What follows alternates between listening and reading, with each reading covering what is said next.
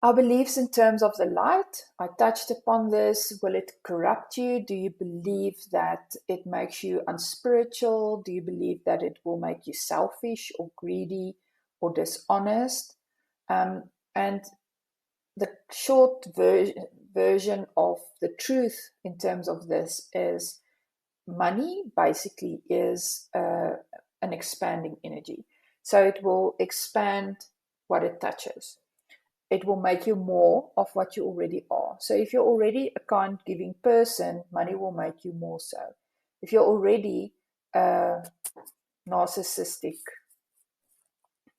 greedy, capitalistic a-hole, then money will make you more of that. So money just sort of expands. It's like a magnifying glass that just sort of shows you more what is actually there.